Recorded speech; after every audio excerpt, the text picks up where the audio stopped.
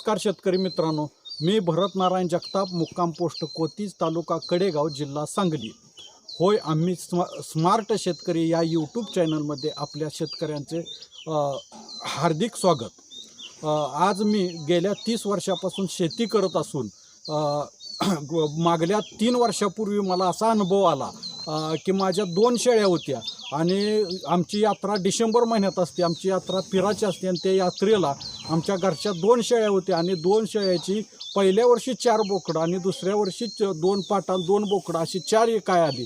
आणि माझ्या असं लक्षात आलं की शेळी पालनाच्या उद्योगात चांगल्यापैकी नफा होतो, कारण 4 बोकडं मी साईचोक 24,000 रुपयाला 6,000 रुपयानं दिली आणि दुसऱ्या वर्षी तीच बोकडं त्या शेळीची 2 बोकडं 24,000ला, म्हणजे वर्षाला आपल्याला एका शेळीपासून कमीत कमी 12,000 ते 15,000 रुपये नेट उत्पन्न होऊ शकतं.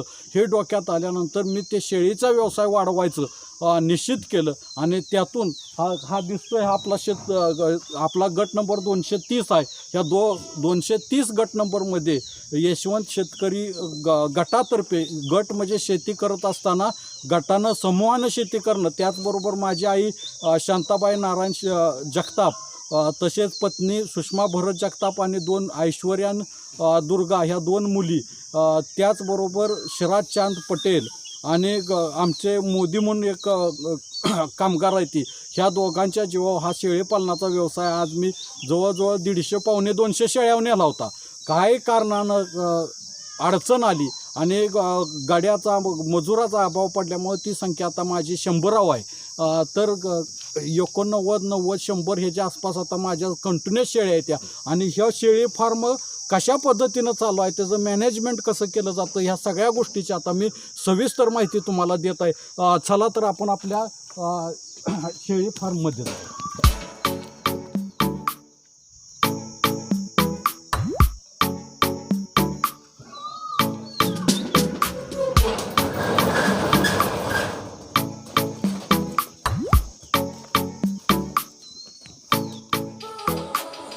हे पहा शेतकरी मित्रांनो, आज आपलं ही शेळीपालनाचं पूर्ण माहिती तुम्हाला मी देत आहे.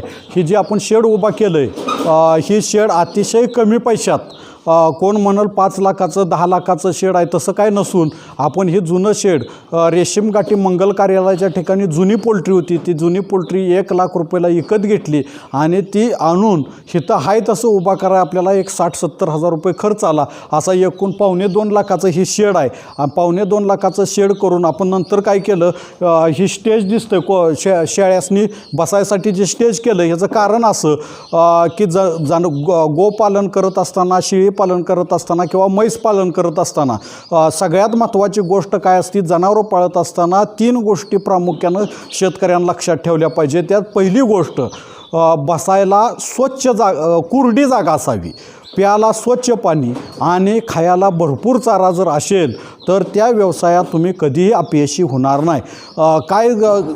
काय आता शेळीपालनाचं व्हिडिओ आलं, 7 लाख कमाई 8 लाख कमाई, हे सगळं काय झूट असून शेळीपालनात कमाई ही एका शेळीपासून वर्षाला खर्च वजा जाता एक शेळी तुम्हाला 10,000 रुपये नक्की मिळवून देऊ शकते.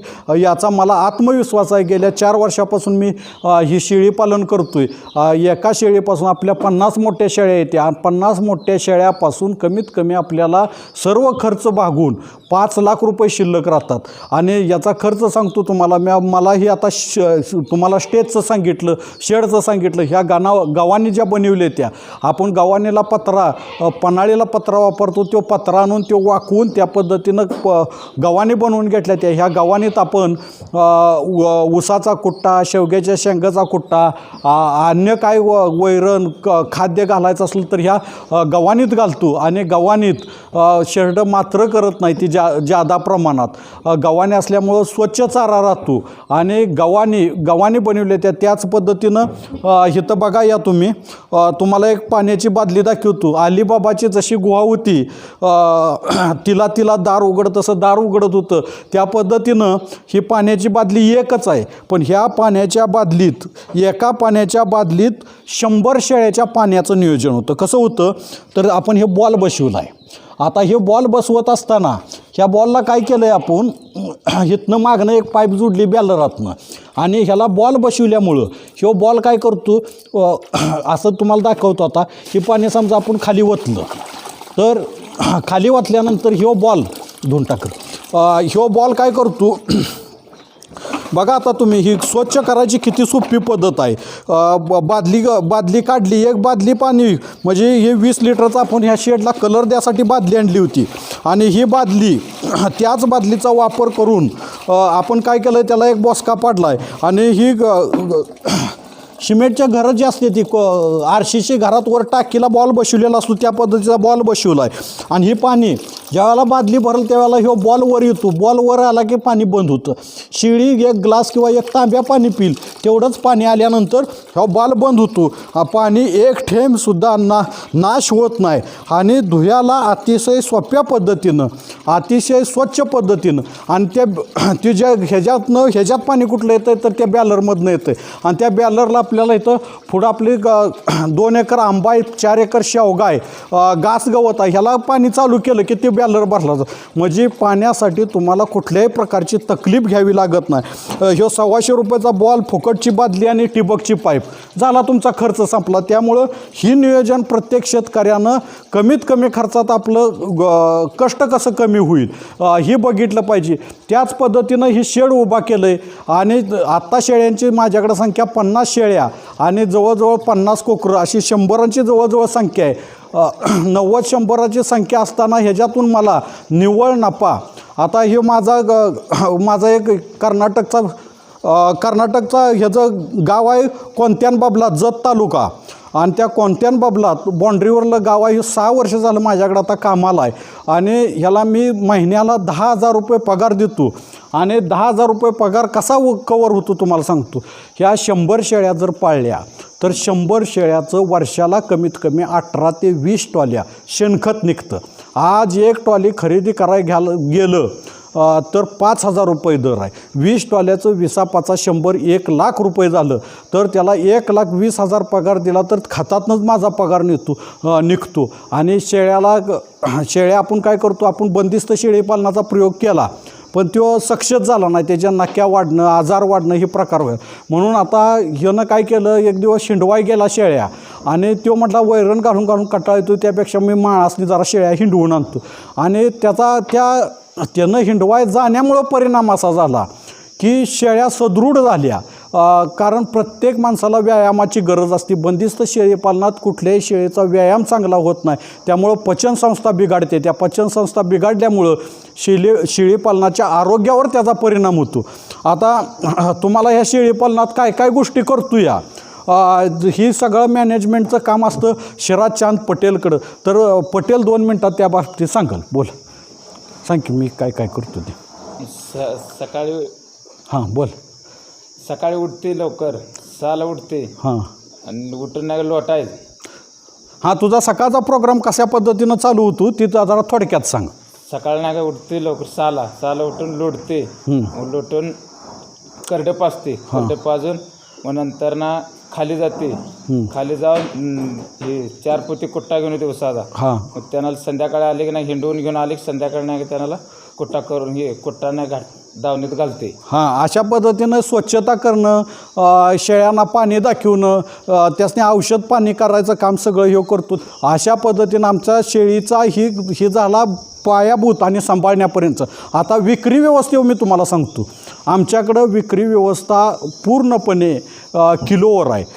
किलोवर म्हणजे कसं आम्ही आता मटण बाजारात 600-750 रुपये किलो आहे पण आम्ही इथं जिवंत शेळी असू द्या बोकड असू द्या 400 रुपये किलोनं देतो आणि त्या किलोचा मी इथं हजर असू द्या नसू द्या आमचा शिराज आहे शिराजची मिसेस तनुजा ह्या दोघांनी ती कोकराचं वजन करायचं आणि वजन करताना त्याचा फोटो काढून ठेवायचा आणि मी संध्याकाळनंतर पैसे मला द्यायचं. त्यामुळं ती गिरायक आलं आहे त्यानं 500ला मागितलं आहे 1000ला मागितलं आहे असली झगझग न करता 400 रुपये किलोनं जिवंत बोकडाची शेळ्यांची विक्री करतो आम्ही.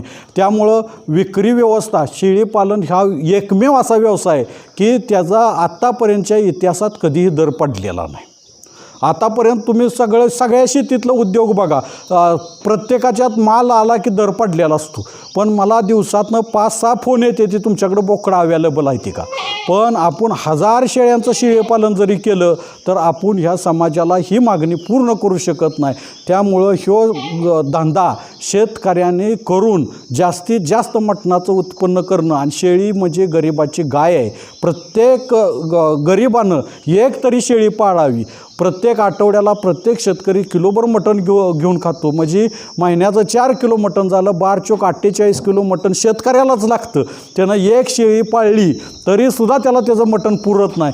प्रत्येकानं एक शेळी 5-10 शेळ्यांचा शेळी फार्म जर उभा केला तर ही गरिबाची गाय तुम्हाला श्रीमंत केल्याशिवाय राहणार नाही. मला ह्या प्रोजेक्टमधनं वर्षाला 5 लाख रुपये निव्वळ नफा 4.5 लाखाच्या दरम्यान होतोच. ह्याच्यात आता एक समस्या येत्या. काय समस्या येत्या म्हणजे आज कोरोनासारख्या महामारीत मानवजात संपुष्टात येईल का नाही अशी परिस्थिती आहे. जिवंत प्राण्याचा धंदा करत असताना मृत्यूचा दर ह्यो माणसातला आपण 10% कमी करू शकलो नाही. त्याच पद्धतीनं शेळीपालनात 20% मृत्यू गृहीत धरून शेळीपालनाचा धंदा केला पाहिजे.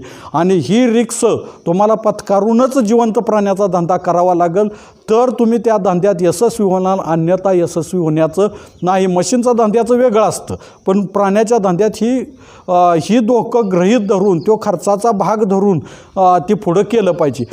शेळीपालनात औषध उपचारासाठी समजा एप्रिल मेचा कालावधी आहे, त्यात ETचं इंजेक्शन देणं, प्रत्येक महिन्याला लहान कोकरांना ह्याच्यात सगळ्यात समस्या मोठी काय असेल तर जंताची. ही समस्या प्रत्येक महिन्याला जर तुम्ही जंताचा डोस केला तर शेळ्यांचं प्रमाण डरकाळायचं किंवा मृत्यूचं प्रमाण नक्की कमी येतं.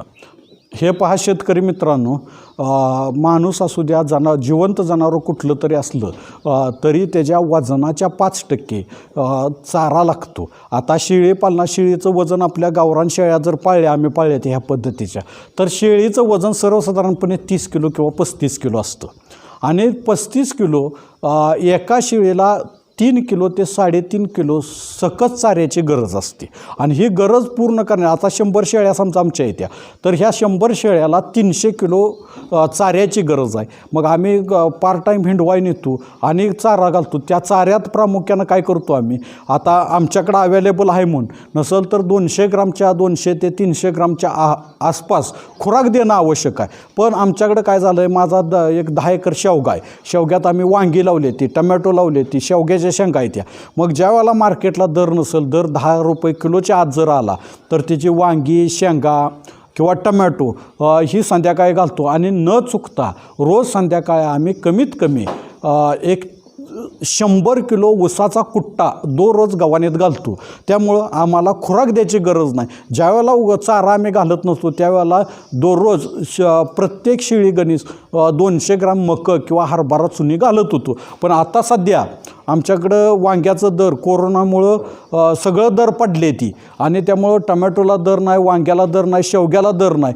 त्यामुळं आम्ही काय करतो, शेवग्याच्या शेंगा, वांगी आणि टमॅटो शेवग्याच्या शेंगा, वांगी आणि टमॅटो ही काय चिरून काय तशीच खात्याली तशा पद्धतीनं गव्हाणीत टाकतो आणि ती खाते ती. त्यामुळं त्याला जी वर्ण चारा भरड म्हणतो आपण जनावराला, ती भरडीचा प्रश्न आमच्या शेतीतूनच मिटतोय. पण जर नसेल तुमच्याकडं काय तर 200 ग्राम, 250 ग्राम, 300 ग्राम खुराक देणं त्याच्या तब्येतीला अतिशय आवश्यक आहे. तुम्ही म्हणाल आता बारीक मोठी शेळ्या येते त्यासनी खाद्य कसं द्या. मोठी शेळी ही खाद्य जास्तच खाते, बारकी शेळी कमी खाते. त्यामुळं त्याचं लय तुम्हाला टेन्शन घ्यायचं गरज नाही. आणि शेळी पालनात आत्तापर्यंत सगळ्यात महत्त्वाची गोष्ट काय असेल तर शेळीपालन चुकलं कुठं. बऱ्याच माणसांनी ही यशोगाथा ऐकल्या शेळीपालनाच्या, आणि त्या यशोगाथा ऐकून शेळीपालन केलं आणि फेल गेलं. त्याचं मुख्य कारण काय असेल तर त्याचं मुख्य कारण आहे तुम्ही कुटुंब नियोजन. कुटुंबाची जशी आपण जर आपल्या घरात समजा कोतीचा मी आहे तर विट्याला गेलो, कडेगावला गेलो तर कोतीला आपल्याच घरी येतो. पण शेळीपालनात बऱ्याच तज्ज्ञांनी किंवा काय सांगून शेतकऱ्याला कुटुंब त्यांचं मोडलं. म्हणजे लहान बाजूला ठेवायची, मोठी बाजूला ठेवायची, शेळ्या बाजूला ठेवायची, बोकडं बाजूला ठेवायची, अशी पद्धत केल्यामुळं कसं असतं, स्वच्छंदी चांगलं जनावरं कवा राहतं तर तिची ही शेळी आहे समजा, तर तिची ही 2 कोकरं आहे ही कोकरं तिच्याजवळच बसली पाहिजे ती.